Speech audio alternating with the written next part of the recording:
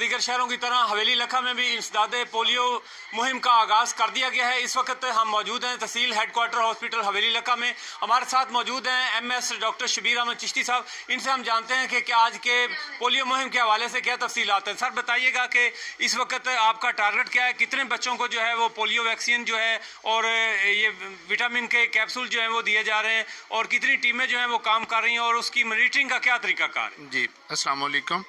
हमारा हवेली लखा मरकज़ की तकरीबन 10 यूनियन कौंसल्स हैं और इसमें टारगेट जो है 5 साल से कम उम्र का वो 53,000 है, तकरीबन 53,160।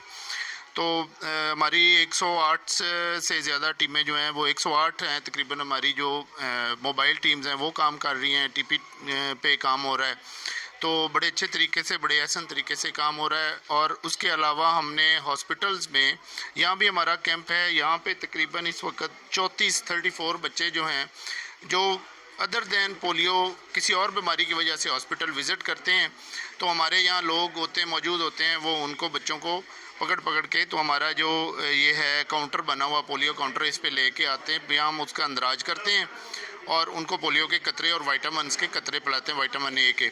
और उसके बाद यहाँ हम उसका मुकम्मल रिकॉर्ड रखते हैं। शाम को जब यही रिकॉर्ड हम कंपेयर करेंगे, जहाँ से ये लोग आए हैं उनके साथ कंपेयर करेंगे और वहाँ पे भी देखेंगे कि कोई बच्चा मिस तो नहीं हो रहा।